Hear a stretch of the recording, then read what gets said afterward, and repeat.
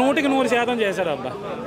అతని పెర్ఫార్మెన్స్ మీద చంపేశాడు. అతని పెర్ఫార్మెన్స్ సరిగ్గా లేకపోతే ప్రభాస్ కోసం మాట్లాడాలన్నమాట. సో ఆయన యాక్టింగ్ బాగుండడంతో ప్రభాస్ గారు కూడా ప్లస్ అయ్యాడు సినిమాకి. అంతే, ప్లస్ అయ్యాడు అంతే. సాంగ్స్ చాలా బాగున్నాయి, మ్యూజిక్ బాగుంది.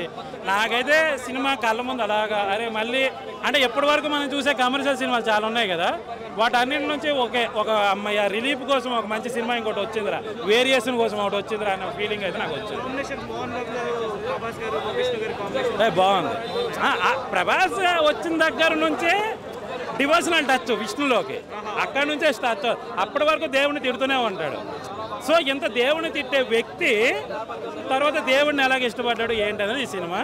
సో అలాగే ఉంటుంది. ఇప్పుడు ఒక వ్యక్తిని మనం నాకు చాలా హెల్ప్ చేస్తే, కష్టాల్లో ఉన్నప్పుడు హెల్ప్ చేసినప్పుడు ఆయన వాల్యూ తెలుస్తుంది. అలాగే బాధలో ఉన్నప్పుడు దేవుడు అనేది గుర్తొస్తుంది. అలాంటప్పుడు ఈ సిచ్యువేషన్ కల్పించి ఆ సిచ్యువేషన్ నుంచి దాని భక్తి ఎలా పుట్టింది అనేది సినిమా.